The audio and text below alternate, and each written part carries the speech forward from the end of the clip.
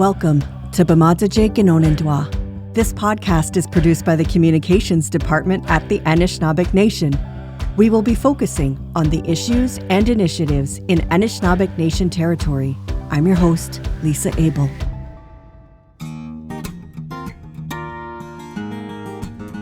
The Anishinaabeg Nation held its first Moose Mawandjading, a Moose Symposium, in Kitigan-Zibi, Garden River First Nation, this September. The goal of this gathering, hosted by our Lands and Resources Department, was to create connections amongst moose advocates, better understand moose health concerns, explore management practices, and learn about the connections between traditional ecological knowledge and Western science research methods.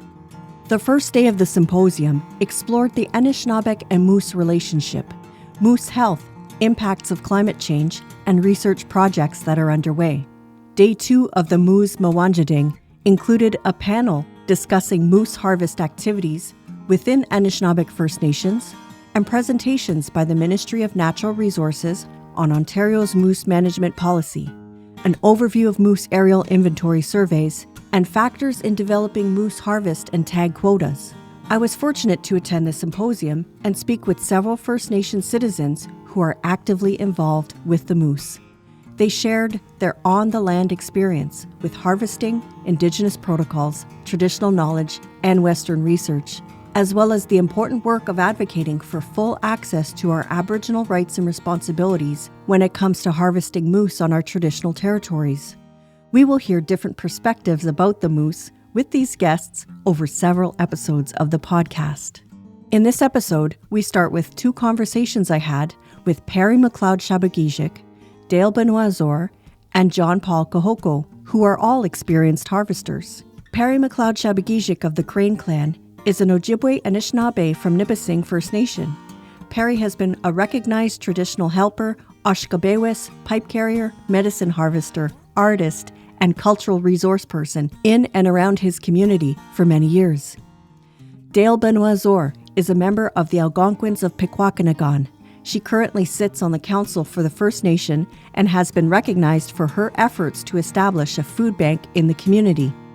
John Paul Kohoko is a member of the Algonquins of Pikwakanagan and an electrician with Ontario Power Generation. John Paul has also served as a member of the Council for Pikwakanagan and as a Deputy Conservation Officer.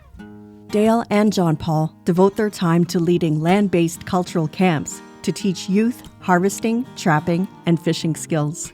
In our conversations, Perry, Dale, and John Paul shared about how they first started harvesting, what they've learned about traditional harvesting practices and spiritual protocols, as well as their observations on how climate and environmental changes are impacting the moose.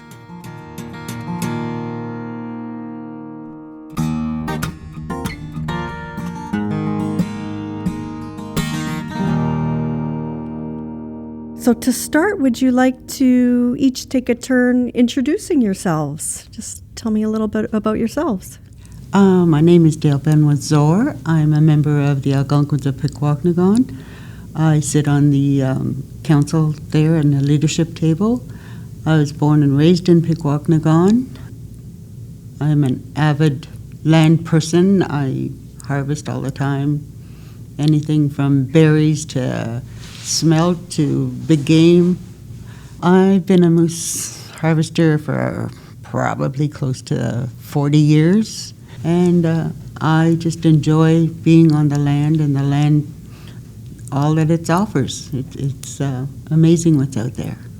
My name is John Paul Kohoko. I'm from Pikwakanagan. My trade in the real world is an electrician.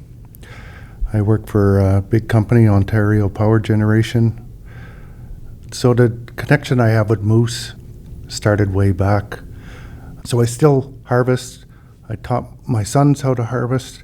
They're very, very good hunters. And now I just want to share with kids that don't get the privilege to get up and harvest all the time. So we try to take about 6 kids annually into the Algonquin Park. Let them stay, let them experience and disconnect from the world for a bit, and try to teach them.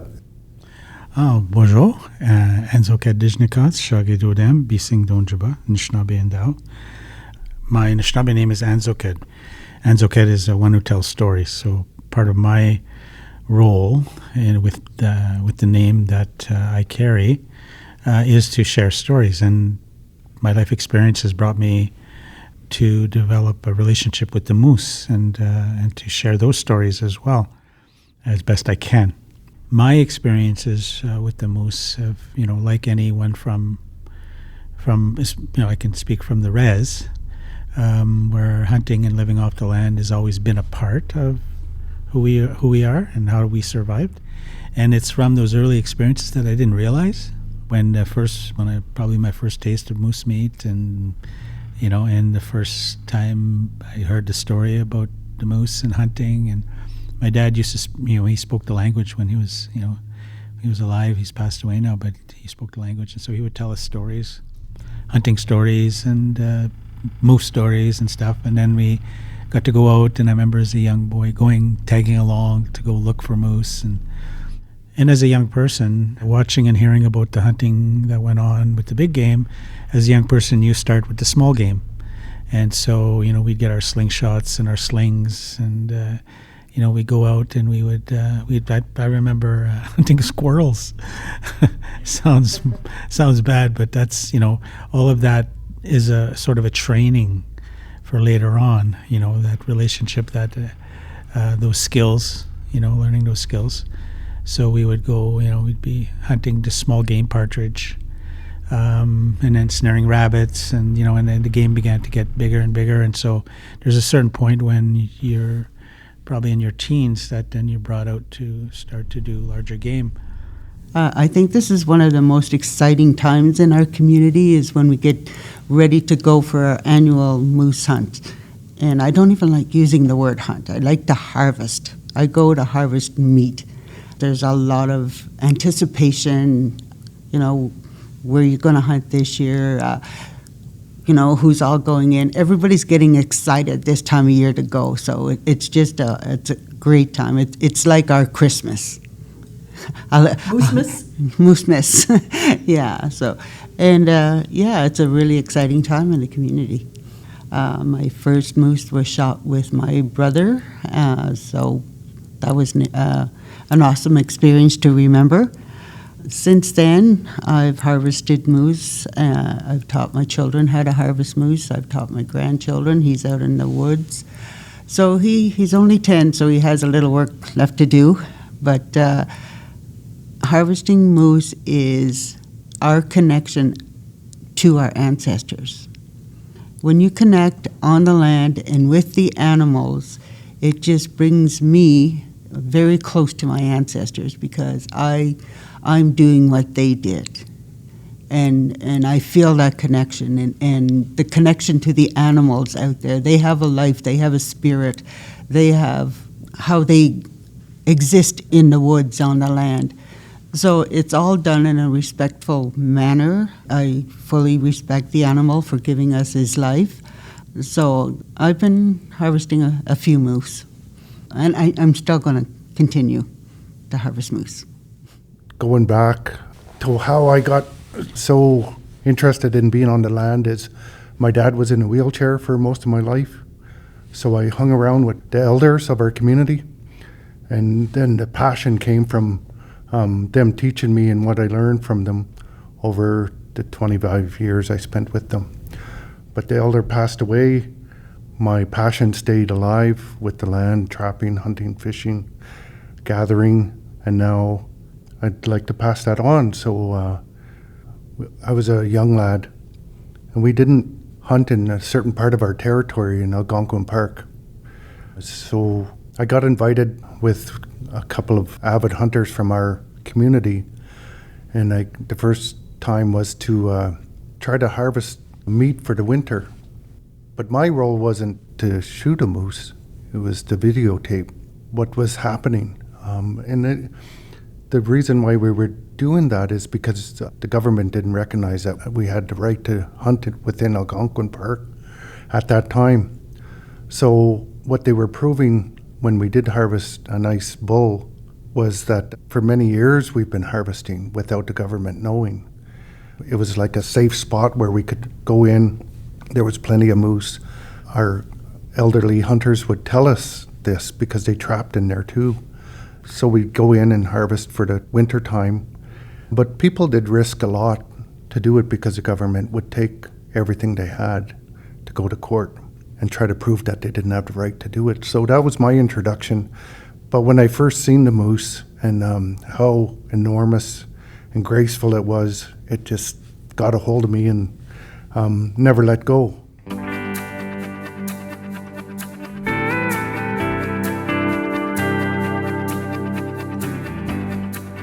As a young man, Perry began to explore his Anishinaabe culture through art, but found that his art practice was missing something because he felt he wasn't connected to his community's teachings.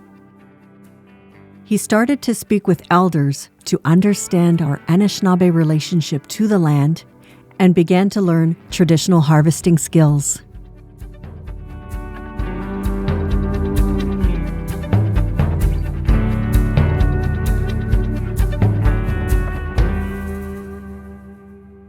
I was working for the band early on in my career as a helper, and one of the areas was I was learning about medicine picking, and so I would go visit elders about medicines, and that was my first sort of beginning of understanding the relationship with the land, and then that relationship and understanding began to grow into the animals.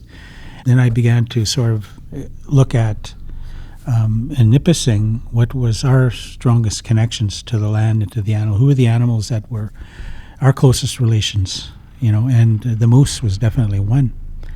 So in that one summer, and I shared this with the group today about going out and visiting elders and asking about the medicines that they knew about, but also the wild game that they loved having, and that was when I went to visit my Aunt Elda, and she shared with me her favorite animal or meat was deer that she hadn't had in 20 years.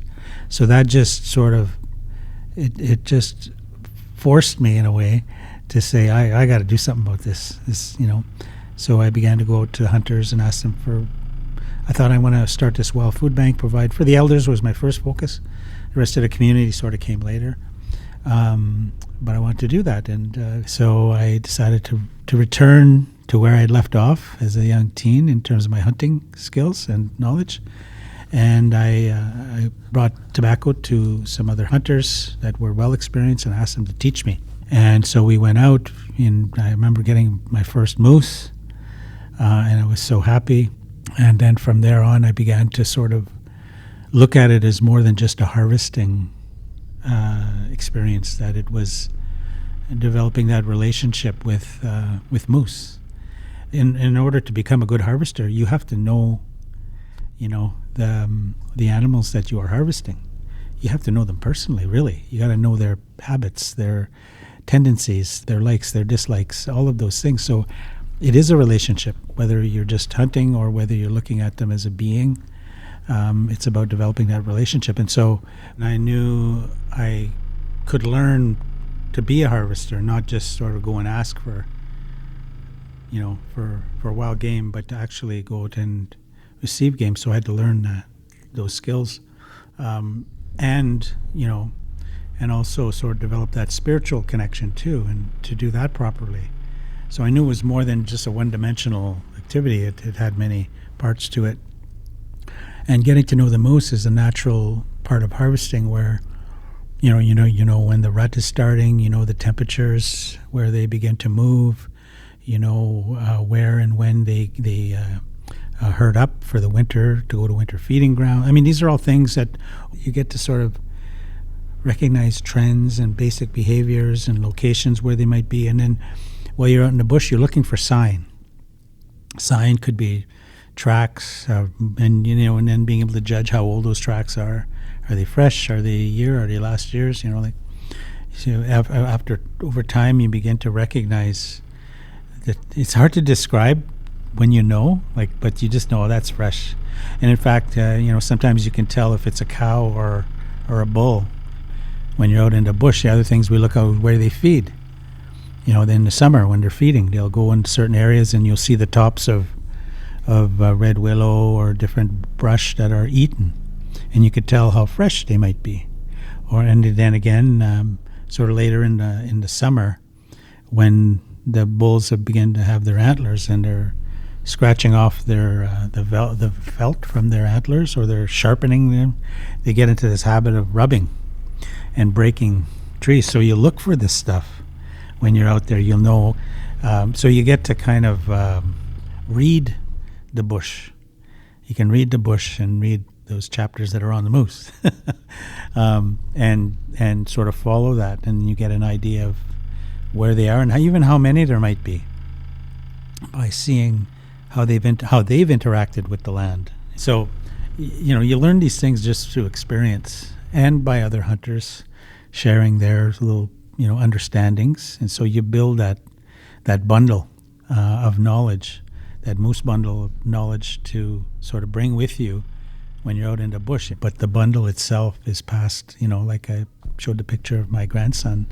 I'm out hunting with him, showing him how to call. So I'm passing that bundle, my knowledge bundle, to him. And so he will carry it later as he becomes older and it's my time to go. He will carry it. And then he will pass that to his son and daughter and his son and daughter and so on.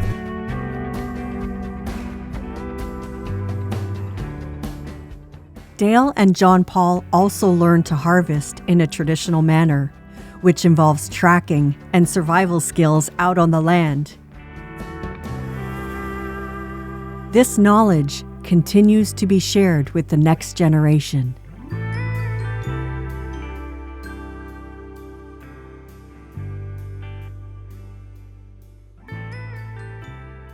There's families, there's generations of families out there, anywhere from a baby 2 months old to a great-grandmother that's probably 75, 80 years old. This is their time to go on the land, and to have a general sense of how many people are on the land harvesting is just phenomenal to see when you go into a camp, the generations. And so some of them are harvesters and some of them are not harvesters, but it's the family time you get out together. This is their time to go onto the land. At the end of the month, I'm taking a group in. It's probably the first time in years that they've decided to have a bow season. So my thoughts and thinking is, with the training and how the elder taught me how to hunt by calling and using the wind as in your favor and setting up in certain spots, that if you can harvest a moose with a bow, you can harvest anything in your lifetime. Because it takes the patience of a good hunter not to overreact and let the moose offer itself at the right time, and you have an ethical kill with the bow. So there is people that aren't really sure of themselves in the bush, because I don't drive around. I do lots of walking, the old way of hunting, the way I was taught. You know where the moose are, you call the moose in, or you can track them. So my way of thinking and the new way of hunting, they're kind of at different ends of the spectrum, but hopefully we can swing people back around into the old way of thinking and not just drive around and look. Make the moose come to you is the way I look at it. And it works. I get lucky. I'm pretty lucky hunter, so someday I wish I can pass it on, and my kids are going to do pretty good. They're starting to pick up the tricks now and do their own thing. So like Dale said, our generation, we have 3 and 4-year-olds that come up and hunt with us. They stay as long as they can because it's not the same environment like being at home, but they go out and call and walk on the land with you, hold your hand and ask you like 100 questions. And that's what we're here to do, is teach them. And once they see how we harvest and treat the animal, then in the future they're going to do the same thing. So So you're talking about a really disciplined and, very respectful harvest. But are you finding in the community then, is that approach being shared? Is that more kind of the approach we're taking to hunting? Well, I would say it's a little bit of both, because you have different generations up there.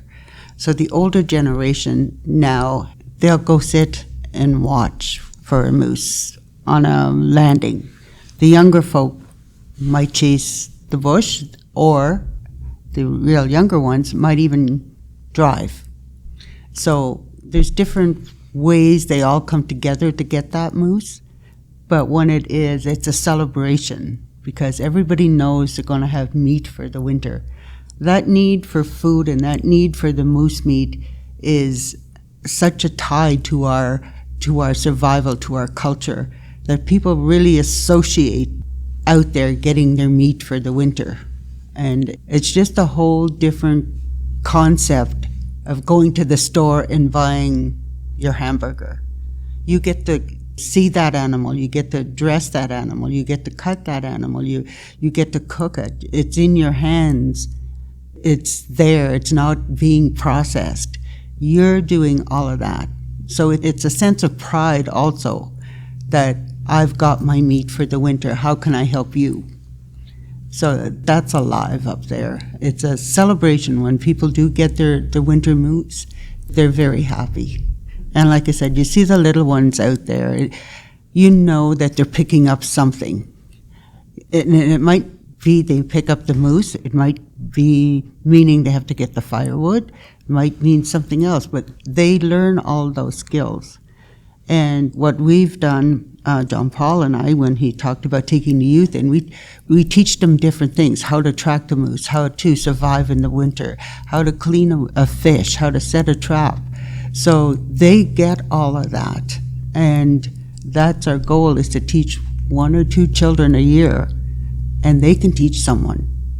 Because if you have that knowledge is meant to share. It's not meant to keep to yourself.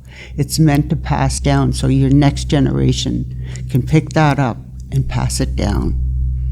We would go hunt as communities, and so the community hunts have become more and more popular. In our Wiki does it, Chiging does it, Sagamuk does it. So there's communities who are picking up that practice again, bringing families out, and they're not just hunting. They're going out, and if there's a lake there, they might set their net and they'll have some fish. They'll have a fish fry, and it's just getting back to the land and connecting with it. But yeah, it's definitely intergenerational learning as well. That's right. The kids are there. They're just playing. The young ones, the really young ones. The older ones are a little bit older. They're learning stuff, and it's a school. It's a woodland school that's teaching our children and our families about a lot of different things. Can you share some of these kind of spiritual protocols that might be involved with the harvest? Well, I know most camps have a sacred fire. They have a fire burning all the time. I know most camps always carry tobacco with them. They do that ceremonial thank you when they harvest their moose. A lot of times there's different things said at the fire from one person to the next person. So it's a lot of thankfulness that goes on at the fire when you're processing your moose. There's a lot of happiness, a lot of thankfulness. So I think a lot of people use that sacred fire to give thanks for many, many other things other than the successful harvest. But I know practically everyone in there will be carrying tobacco, and they'll be looking after the kill site, and they make sure that the animals can get in there to clean up. And it's just it's a really ceremonial thing to see the care and the respect that our people have when they harvest a moose. It's not just pull the trigger and walk away. They know the process. So it's really amazing. But what we do, we also provide moose to the elders. We also provide moose to our powwow. We also provide moose to a food bank if we get too much. So the meat is shared. A lot of it is shared. John Paul, is that part of your experience as well? So not everybody has like a heightened spiritual connection, because there is some people that are just reconnecting to who they are, because either they had to move away for jobs or they just didn't have the opportunity. So some camps are practicing more spiritual stuff because we get immersed in it within our community, right? We can go to an elder, we can get some advice, he can tell us what we're doing, or how we can improve or teach the young kids what to do. But there's some people that are just getting connected. They're trying to learn. When we're up in the bush and we meet these people that we might not know from our reserve, our First Nation, we stop and talk to them, ask them if they need help, or anything that make their harvest a little bit easier. And then they start asking questions about what we do. So we share with them. And they say, Miigwech, we exchange numbers. And if we see them again harvesting, that will always help them. We never leave anybody alone or stranded in the bush ever. If they need help to get an animal out so they could get processed in a good way, everybody there, you just stop what you're doing and help anybody that needs help. So there's a lot of knowledge that is passed from generation to generation, where to hunt, how to hunt, and what to look for. So to pass that along, people have to listen, right?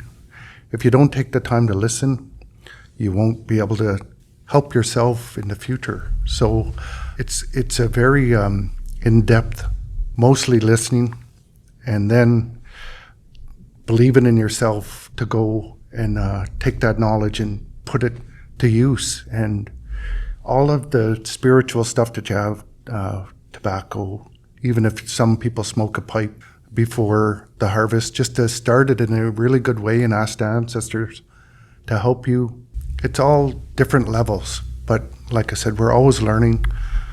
Some people are connected a little more to the spiritual stuff. Some people have lost it. Some people are gaining it. So the levels are always different. And some people just don't know. They just think hunting instead of harvesting. So even terminology, sometimes it can mix people up. So along the way, they look for help. We try to help the best we can, especially with the youth and new people that come into trying to harvest for their families. So I guess it's, if people want to listen and receive that information about spiritual practices, it's available to them. yes, yeah. Mm-hmm. Everything in creation that is alive has spirit. So there's also a spiritual connection and protocol that needs to happen. So there's all these different elements to this than just going out and shooting an animal for food. That's just one. But there's protocols to that too. But the spiritual part is sort of the fire, the essence, the spirit of things. And so we have a responsibility to honor that and to try to make sure we try to follow that as best we can.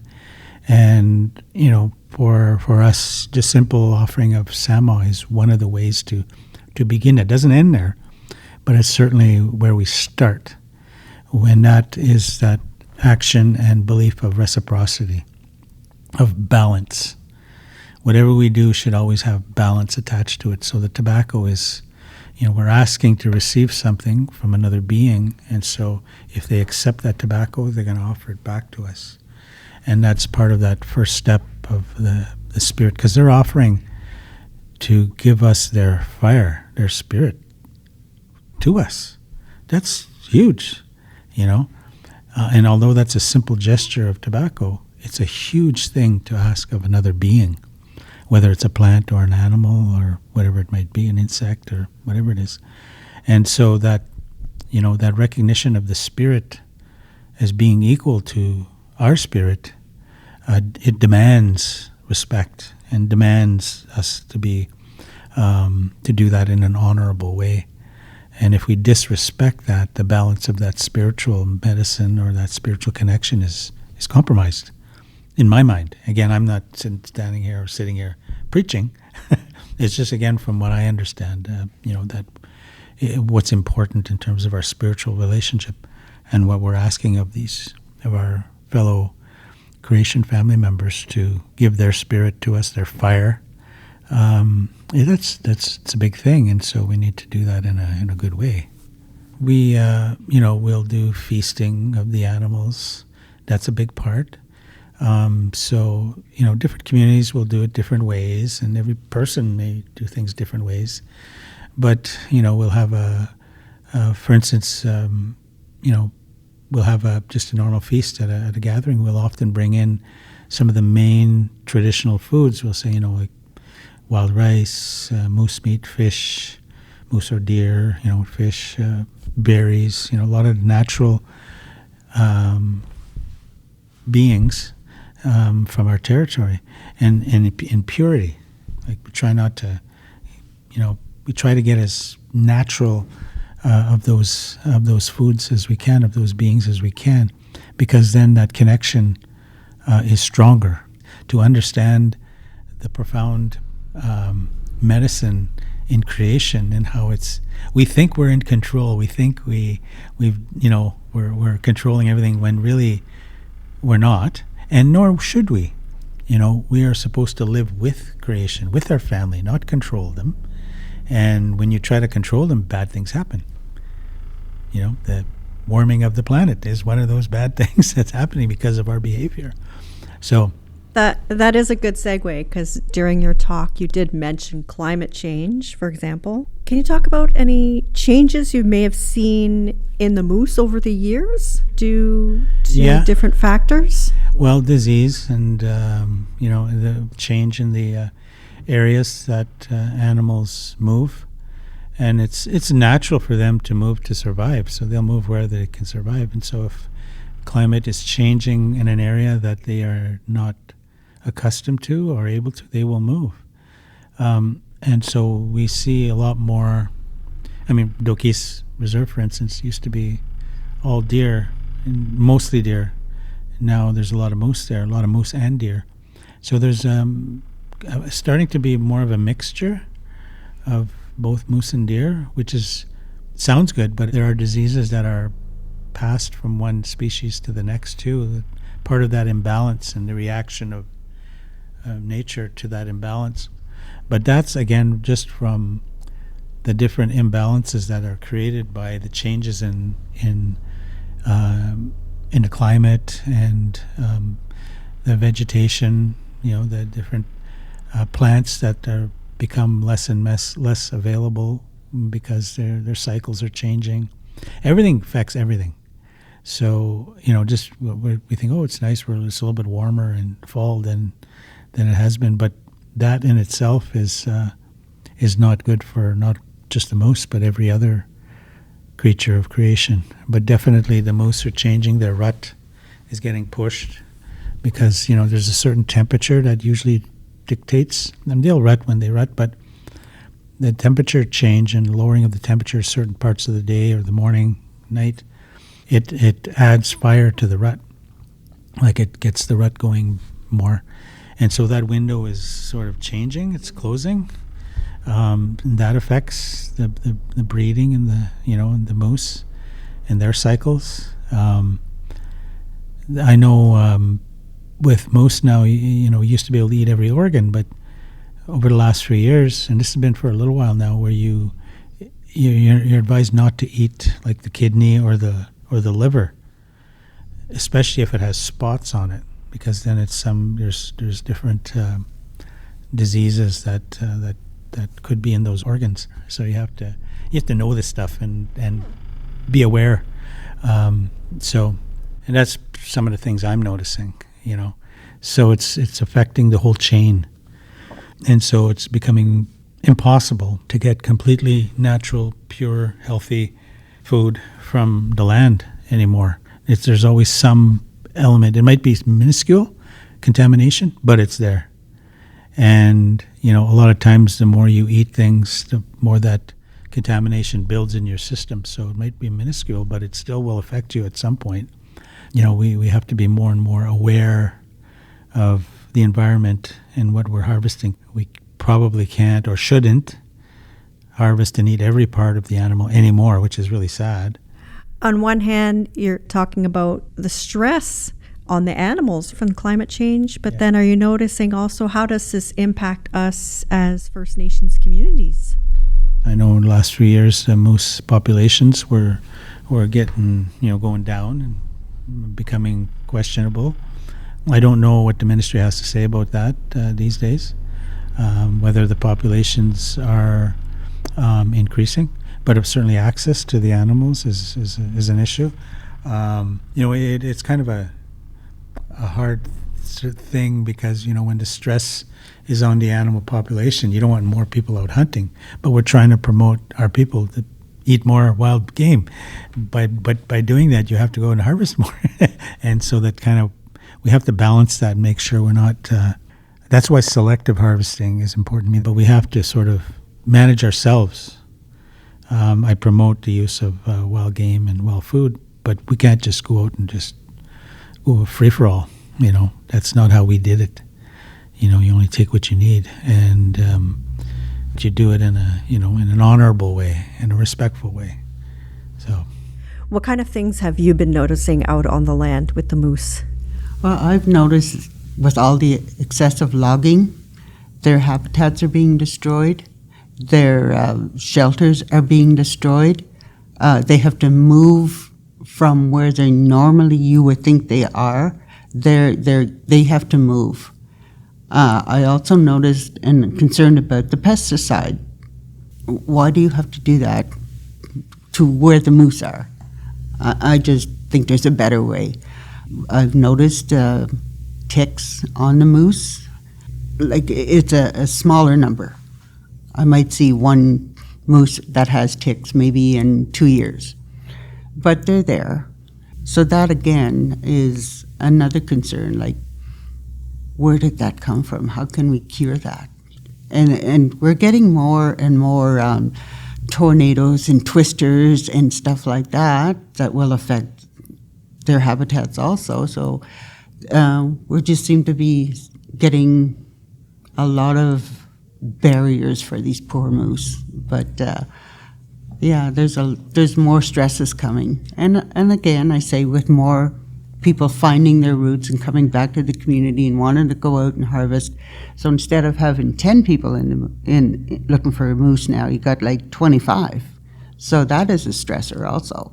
So, it's there's a lot of things affecting them. They're not where you would seen them 5 years ago, standing beside the road, munching out on a lily pad pond. They're not there anymore. You have to go and find their new spot because they've just logged beside that pond. There's no shelter for them. There's no food. So I found that that's a big difference. Have you noticed that in your time of? Yeah, I've noticed a population going up and down over time. But my biggest concern is the land base that is getting taken away from them. So then the moose move, all habitat moves. So the population moves, the diseases, there's more diseases coming in.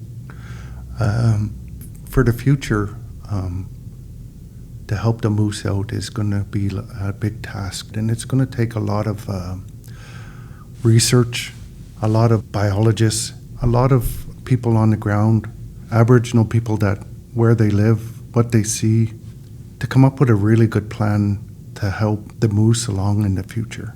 There's lots of new diseases coming around, and I think that we have to look and be ready for them and not wait till they get here, and have a plan that we can try to extinguish the disease as quick as possible. Because if it does get into the population of moose, it will devastate it really quickly. So I'd rather be prepared with Aboriginal knowledge and contact the knowledge keepers to be aware and just get the funding to do that. So that would be my hope, is that we can get ahead of the diseases at least, slow down shrinking the land base for the moose, and that should help a little bit to keep it for the next future generations. If we don't stop what's going on, not only are we going to run out of space, but the moose is going to run out of space. People, for some reason, can't understand that. They think that the land is always going to be there forever, and it's not. And I want people to open their eyes to see what's really going on and work with the government officials to try to slow it down or stop it. And then it'll ensure that the next 7 generations will have what we have. Until that happens, and people just pretend that proponents can do what they want on our territory, then it's still going to be a fight, and the moose are the ones that are going to be suffering. The deer are going to suffer, and all the other little animals too. So you affect the whole ecosystem when you start displacing land. So it's a big picture. That's the way I think, but I don't think for me. Like I said, I think for a lot of other people and the future generations. I keep saying that because that's our job, right? It's not for us. We're just borrowing the land off our future generations. But we can't give them a problem. I don't believe in that. I don't believe in handing a problem to somebody else to let them figure it out for the future. When we have all the capability to doing it, we just got to slow down. Chi-miigwech to our guests, Perry McLeod Shabagijik, Dale Benoit Zor, and John Paul Kahoko. This was the first in a series of 3 episodes about the Moose Symposium.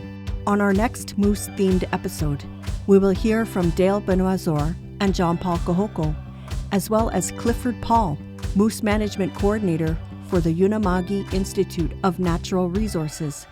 We talked about the challenges of overcoming restrictions on their Aboriginal rights to harvest moose in their traditional territories, putting their responsibilities into practice, and developing First Nations-led moose management plans. This episode includes the tracks Brothers by Wolf Saga and Chippewa Travelers, For Eddie by Don Ross, and Highway by Justin DeLorme, licensed by Nagamo Publishing. Chi-miigwech for listening to this episode of B'madzijig Ginonendwa. Until next time, Bama Pi.